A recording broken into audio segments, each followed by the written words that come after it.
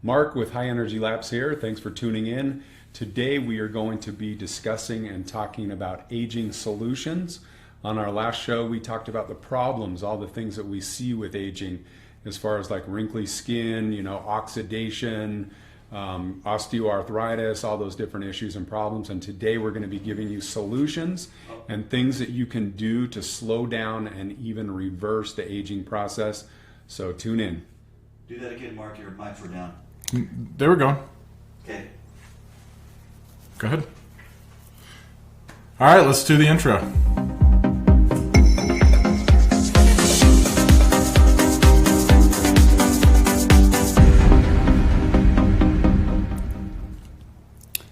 Welcome back. Welcome to the show, Nate. Thanks for being on here again. Thanks, appreciate it. So Nate's kind of an expert in fasting. We're going to be talking a little bit about that. He's also an expert in aging, has done a lot of research dealing with that.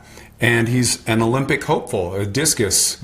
Does a lot of training for that. And we look forward to seeing him in the Olympics. Yeah, thanks. Appreciate it. So let's kind of get right into it and cover these like 8 steps in dealing with aging and solutions that we can cover. So the first one that I want to talk about is one that is a weakness for me. I don't know if it's a weakness for you, but I love sugar. So let's look at sugar and carbs.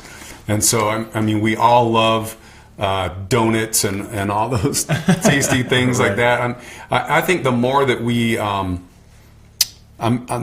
we ignore them or like we realize, hey, this is not healthy for me, the easier it is, I think, to avoid sugar. It has been for me anyways in the past when I've made like a conscientious effort to avoid sugar or cut out carbs or bread or things like that.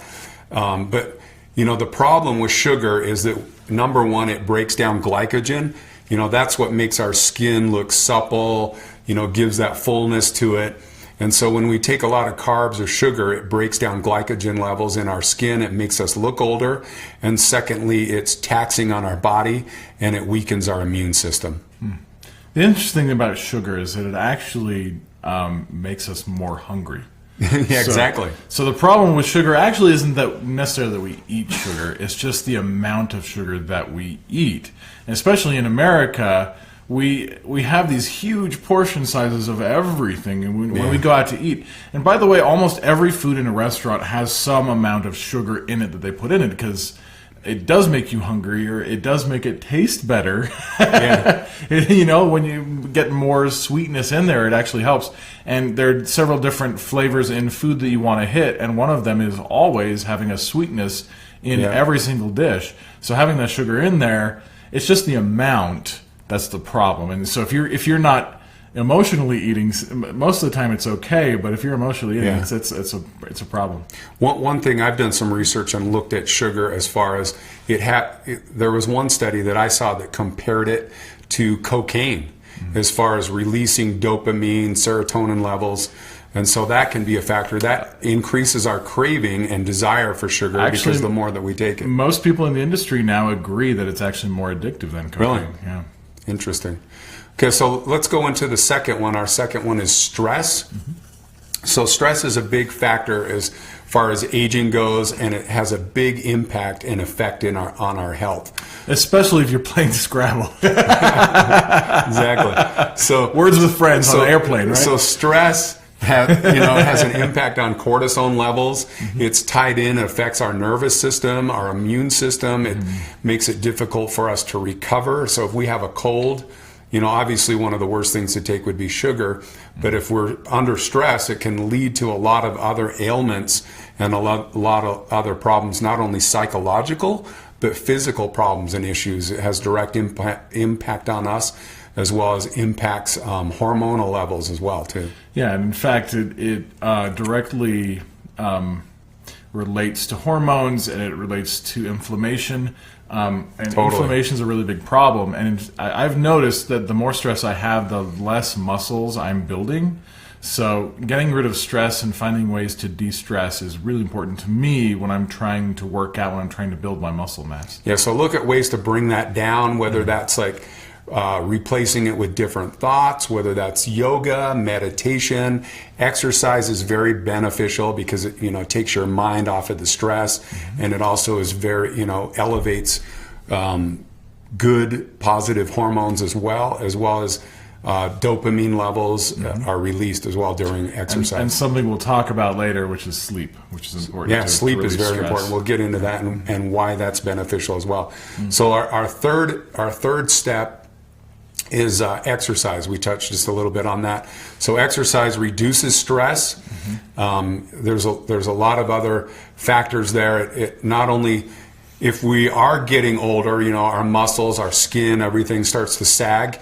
If we can maintain and keep that muscle through exercise, lifting weights, yoga, whatever it is that you want to do, that will also increase the appearance and make us look younger as well, because rather than doing fillers, there's people that go and they'll do plastic surgery and things like that. By increasing and elevating our muscles, that muscle tone and firmness allows us to look younger as well. There are some people in their 70s, some men and women that I've seen in their 70s who look like they're in their 30s. I mean, exercise is a big deal. There was this bodybuilder guy I ran in and met the other day. I looked at his body. It's like he looked almost like cartoonish.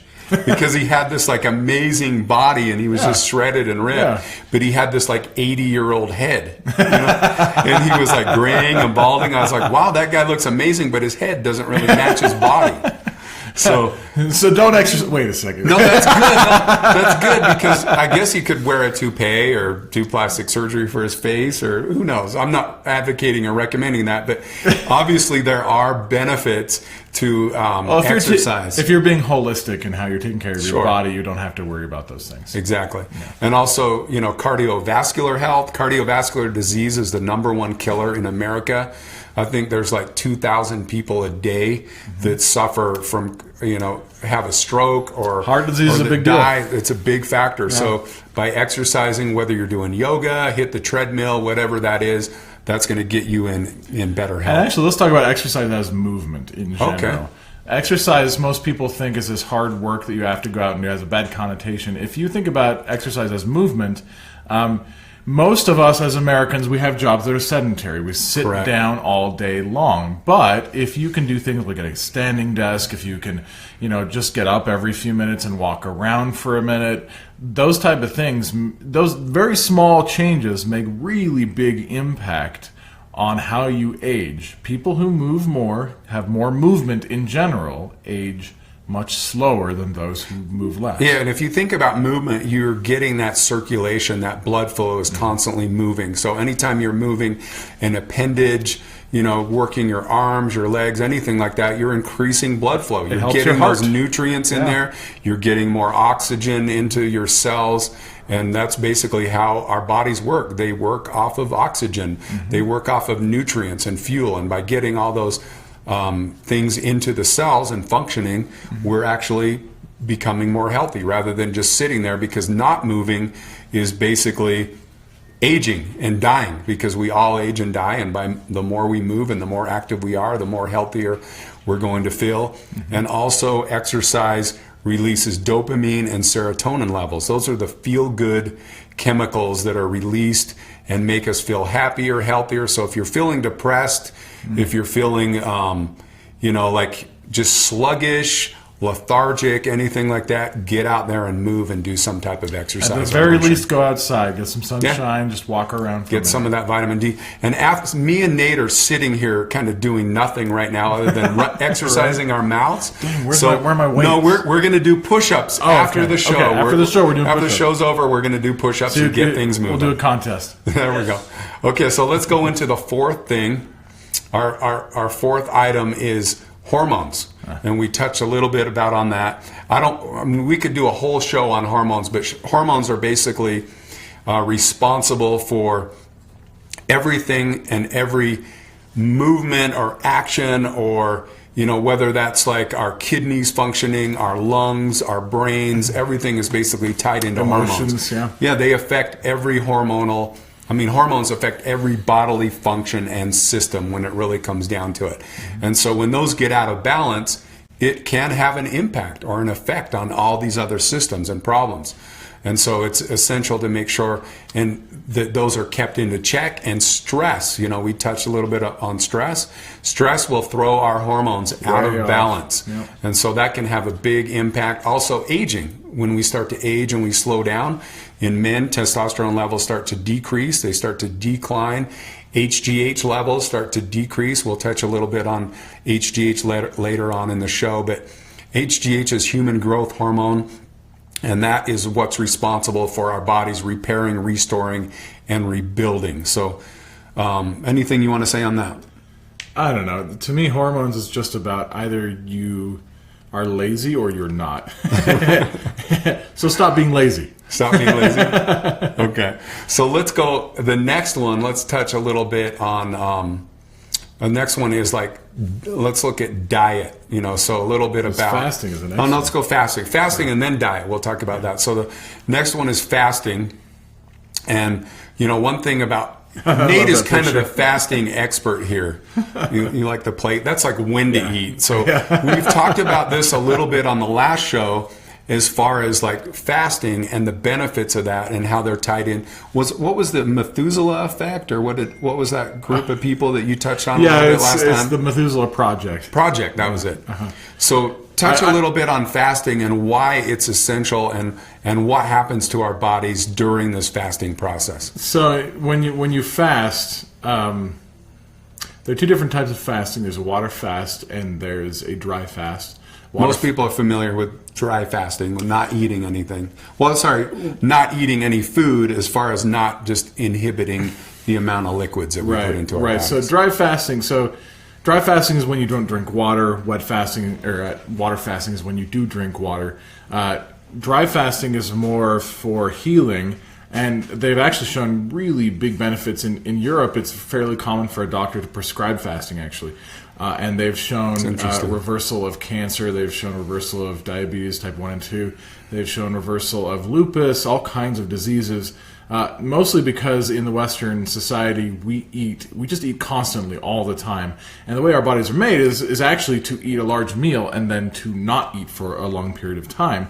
And so when we don't eat, most of our energy is used in digesting the food, and if it doesn't have to use the energy to digest food, then it can fight off pathogens, it can grow muscle, it can do other things. And actually when you're fasting, your body enters kind of a muscle sparing mode, so you actually keep all of your muscle and your body starts to eat fat and starts to eat pathogens and different things like that. I mean, that's kind of the myth there. A lot of people think, look, if I'm not eating all the time, then my muscles are going to go into catabolicus. They're going to start breaking things down. Yeah. There are things that you can take, like BCAAs have been shown to stop muscle catabolicus and slow that down. Yeah, mostly when you're fasting, it's important to keep your heart beating. So potassium is an important thing to have. Right. And that's specifically if you're water fasting. Potassium and sodium, you want to make sure you're eating that all day long, drinking that in some water. If you're dry fasting, I was taught growing up that you can't go more than 3 days without water, and that's just that's not even true. Obviously, if you were out in the Arizona desert in 130 degrees, that would be a total different situation. If you're losing a crap ton of water, maybe that's true, but to most of us who are indoors most of the time, you can go a week, sometimes 2 weeks without water and not have to worry about it. Now, if you start getting to a place where you can't move, okay, drink some water. Yeah, and we're not advocating that unless it's completely necessary. Right. Do your research, do your homework, look into that. Disclaimer, we are not medical professionals. Go approach your local drug dealer at the hospital to get your drugs. Yeah. We're not the people who are going to be advocating drugs. But certainly people in Europe and even in the United States now are fasting up to 2 months with water. Sure. If you're drinking water and the electrolytes, which is what I suggest, I suggest you drink both sodium and potassium every single day with about 2 liters of water. If you're doing that, you're not feeling that hungry. It's fairly simple. I've fasted a week at a time and lost 20 pounds in a week period of time of just fat. I kept my muscle. And it's something that I felt like I was in cheat mode, honestly, when I started fasting. I was like, wait, you can do this? This is a real thing? and you don't go into cabalysis. You're not getting your muscles. So fasting, not only can it help heal you if you're dry fasting, but it can get rid of fat very quickly. One thing I like about that is like the healing aspect, as far as like you touched on cancers and other diseases and problems. And if we look at animals, animals, when they get sick, they don't eat because we use and expend so much energy breaking down food. Yep. And so that, if you are sick, you do have a cold, you may want to look at that, keep the fluids up if you're going that route. And that may be a way to get over whatever illness or issues that you're dealing with. And one of when I get sick or the flu, I don't really feel like eating anything. Yeah, right. Everybody tries to force it down your throat. I think that's our own body. Everyone's like, oh, you got to eat something. You got to eat. If you don't feel like eating, don't eat. Yeah. But I think, a lot of times when we get the flu or other, depending on what we contract, we start to dehydrate as well. So it is important that we do stay hydrated. But if you're not feeling it, don't force it either. Yeah, so. And the other thing is it releases. Fasting releases toxins and a hormone. Oh, what are you referring to? Human growth hormone. Oh, human growth hormone. Yeah, that's correct. So when we do fast, that goes back to the Methuselah project that you were referring to, and that's why these people are living longer. Is because we're not expending all this energy processing and breaking down foods. Then we are also, our bodies are working at optimal levels in other areas. And there's been research show that human growth hormone levels are released also during these phases or periods of fasting. So if you want to live longer, look into fasting. Start incorporating that into your lifestyle changes. Let me clarify the Methuselah Project. The Methuselah Project begins with the hypothesis, the idea that aging is a disease. And it treats it as a disease. And so all the different symptoms, it tries to figure out what is causing the disease and how do we overcome it. So just wanted to clarify. No, good news. So let's move on to diet. So diet, I think also we've all heard you are what you eat. So if we're putting these healthy ingredients, healthy food, healthy water, into our bodies, they're going to be running and functioning optimally, right? So look at healthy vegetables, fiber. So the average American, we talked about cardiovascular disease a little bit. And the reason for that is because we as Americans do not get enough fiber, enough servings of fruits and vegetables into our diets. And so we want to, get at least four to five of those into our diets minimally. And this is another interesting thing that I came across as far as dealing with fiber. The average person stores 20 to 30 pounds of fecal matter in their intestines, and in some cases up to 40 pounds, because we are not getting enough fiber to push that through. So, that also causes disease issues, problems, health issues, if we're keeping those toxins in our body and we're not flushing and moving those things out. So, you should be going 3 times a day. Food rotting in your body for weeks on end. That's especially once it's been processed, everything's out of it, and then you have what's left is these waste materials and toxins that are just sitting there in your body, and they're getting reabsorbed. The toxins are. Yeah, there's another show I'm on called The Poo Show. Yeah, that's a fun show to watch if you ever want to tune into that one. And she says that if your poo stinks, you may not be getting enough fiber. Yeah. Okay, so which is most people. And most people definitely do not get enough fiber. So look at incorporating more fruits and vegetables into your, or look at fiber supplements or something if you're too lazy and you don't want to, go that route. Okay, guys, do the Popeye. Eat some spinach. Yeah. There we go. Okay, so let's go to sleep. Sleep is a big factor here. Sleep is a big problem. It impacts 1 in 3 Americans. Sleep impacts 1 in 3 Americans? No, I'm getting to that. 1 in 3 Americans suffer from sleep disorders. Oh, okay. Some type of problem. They definitely do not get enough sleep. That makes us tired throughout the day. It makes us so we're unable to function at our work. We can't think. Our brains don't work properly if we're not getting releases enough sleep. HGH. Exactly. Sleep, there are so many benefits, and when when I create these programs for myself, for my workouts, I have to make sure to include sleep in there, because I know that if I'm not getting enough sleep, I am not performing optimally and growing muscle and lean muscle to actually get my body to move the way I want it to. Sleep is one of the priorities. If you think about it, that's when our bodies repair, rebuild, and restore. So you touch on HGH. HGH is primarily released during deep REM sleep, during that aging process. And so if we are not sleeping well, we're going to start aging. So HGH is responsible for slowing down that aging process. As we're younger, HGH has all sorts of benefits. It determines our growth, it determines our size. As we get older and those growth plates start to fuse, then then HGH levels start to drop off. So about age 21 is when HGH levels start to drop off and start to decline.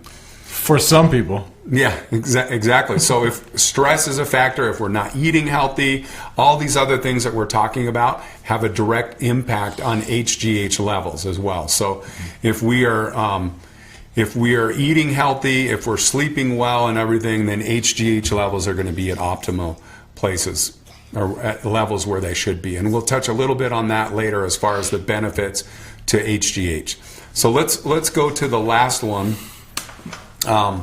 Let's just get right into as far as human growth hormone and why. We talked about it being released during deep REM sleep, but let's go to why we would want to incorporate, or things that we can do. All these things that we've discussed as far as diet, weight loss, all of that have a direct impact on human growth hormone levels. And so I guess what I want to talk about a little bit is exactly what human growth hormone is. So human growth hormone is created in the pituitary glands of our brain. It's released during deep REM sleep. Mm-hmm. Let's go to the HGH benefits. Let's look at that slide one more time again. So as far as HGH benefits and where this HGH comes from, HGH has all of these things. So it's aids in fat burning. It decreases stress levels. It's tied into our cortisone levels that we talked about a little bit earlier. So basically all these age-related problems, as far as us being in optimal health, are all related and tied to human growth hormone. And human growth hormone is referred to as the master hormone, which means that it controls all of our other hormones. And so in dealing with our health, our sleep, our diet, everything, all those are factors, but HGH is kind of controls all of these master hormones and affects how our body should be functioning and relating as well. So, finally, you can come back off of that, but finally HGH, in dealing with the aging process, HGH levels are at their peak. They determine our growth, our height, everything, but HGH levels are at their peak at age 21, 23, and then they start to decline. And they actually decline and drop off rapidly. So by age 60, our HGH, our human growth hormone levels, have dropped off 80% of what they were when we were age 21, which is a significant factor. So what we want to do, and a lot of researchers, if I can speak right, the researchers have said the key to anti-aging and slowing down this process could be human growth hormone levels. And so if we can elevate and keep those up, we can slow down this aging process. Now there's some things that we can take in dealing with HGH. We talked about diet, weight loss, avoiding sugar, all those factors, but the last thing would be micronutrients, so supplementation. There's been a lot of research done on amino acids. Mm-hmm. Antioxidants, as we know, also slow down the aging process because we all oxidize, we all get old. And, if we can take antioxidants, things like vitamin C, mm-hmm. superoxide dismutase, CoQ10, there's multiple of these macronutrients that we get. And, one thing, a thought that just came to mind is, why are people feeling, hey, we need to supplement nowadays, where we look back, were the diets and everything any better than what they were today? And, my thoughts on that, and here's how I look at it. I don't know if you feel the same way, Nate. I'd like to get your input on this. But the way I feel is that fields at farmers' fields we're looking at have been so over harvest and so processed and so many chemicals put into these, and they keep pulling these nutrients. And basically what these plants and vegetables do is they pull nutrients out of the soil and put them into the fruits and the leaves and whatever we consume. And so when you continue to over farm these small areas, and one example of this is if you have a garden at your house. I have a garden at my house, and if we look at a garden tomato tastes much better than a hydroponic tomato from the grocery store that's basically just growing in this water bath and they put some nutrients in it.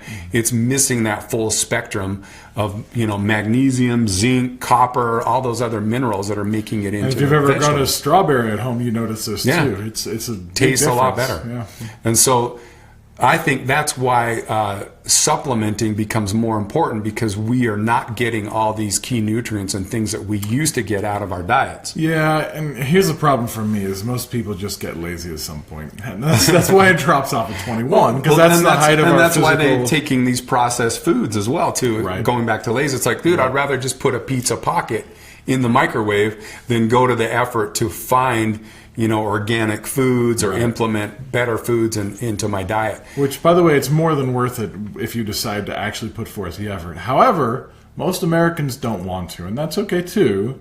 You just have to supplement. Yeah. So as far as supplementation goes, one thing that we've developed, if you're looking at anti-aging and from a human growth hormone perspective, we have a product called HGH Complete. And it's really designed to slow down the aging process. We have all these things that we've been talking about. Now, obviously, the sleep is not there in the capsule. And the exercise. That would be nice if we could take a capsule and we didn't have to exercise, or that we could take a capsule and not have to ever sleep again.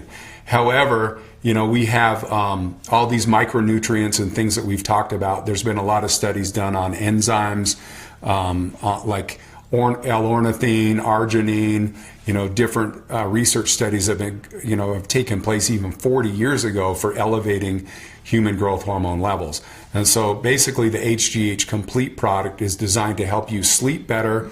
It'll knock you out at night.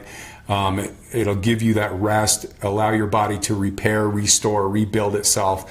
And then also it has things like the superoxide dismutase, which slows down the aging process.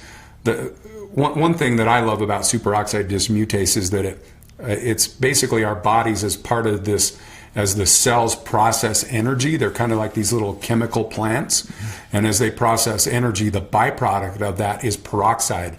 And if you ever put in peroxide on your skin, it fizzes up, it bubbles, and it destroys tissue. That's what happens when the mitochondria and our cells are processing energy.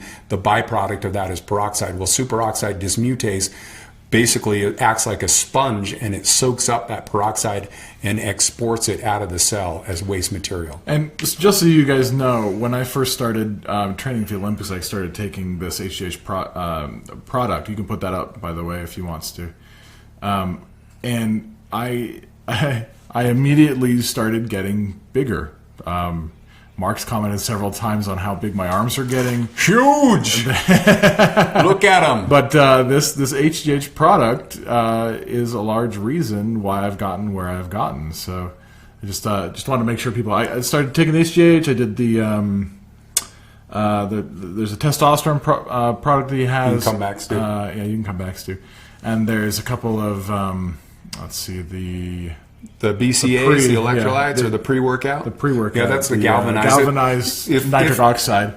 If anyone's looking or wants any more information, just go to our website. It's there on the page, highenergylabs.com. If you want to know more about this HGH supplement that I can take, it doesn't work as well as injectable. There's been a lot of controversy about HGH. We've heard about that in the NFL. You have to have prescriptions for that. Exactly. We've heard, but I've talked to some football players in the past, and they've told me that's one of the biggest problems in the NFL is injectable HGH, because it's not detectable, it's not traceable after 48 hours.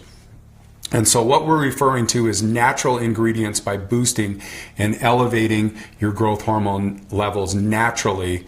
rather than injectable HGH, which can lead to side effects, problems, issues like that. But it's still used for treating dwarfism, for people that have low HGH levels, because there are issues, there are genetic problems and diseases and things like that do impact our pituitary gland, where HGH injectables are necessary, and that's kind of the only route to go. And then you have a lot of these movie stars and people that are doing injectable HGH to slow down the aging process. I talked to and ran into this guy the other day from Mexico. He said, yeah, I've been going down. I spend about, $10,000 a month on injectable HGH. And this guy, he looked about 20 years younger than he was. Wow. And this was a while ago, but now if people are looking to do HGH injectables, you look to spend $1,000 to $2,000 a month on it, and to get results. But there are side effects as well, and your own natural HGH levels can become decreased as a result of doing the injectable, and then you become dependent on it. Okay. So the HGH Complete product will basically elevate levels. It helps your own body create it. Yeah, basically it's providing, I call it a precursor and releaser. So it's providing building blocks for your body to produce more growth hormone. And secondly, there's some neurotransmitters in there that are all natural, that are aiding in the release of it from the pituitary gland and allowing your body to produce more growth hormone. Because once those HGH stores are released from the pituitary gland, there's a reservoir where it gets stored within that gland. And as those are released, then it forces our body to produce and manufacture more. So that's kind of how that works. So let's go over what we've gone over today. So bring that back up, student. So we've gone over carbs and sugars. We've gone cut out stress, carb, sugar, reduce your stress levels. Getting into exercise, which can help with that. Gone into hormones. Gone into fasting. Sleep. Make sure you're getting enough sleep. Watch your diet. As far as what you put into your body, and then as far as these micronutrients, which as far as supplementation goes, you can get all those ingredients, micronutrients, everything that we've talked about are all in this HGH product as well. And we got through sleep and diet and supplements was the last thing. Yep. So that's it. If anyone has any comments or anyone wants to say anything, questions at this time, feel free to comment at this time. And I want to thank Nate for being our guest today on the show.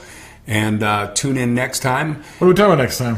I don't think we've really had a decision this time. I mean, one thing I would probably want to talk about, I think is a growing problem and an issue, is joint health and problems like that. Okay. Because there's a lot of people that are suffering. We talked about these aging issues. Yeah.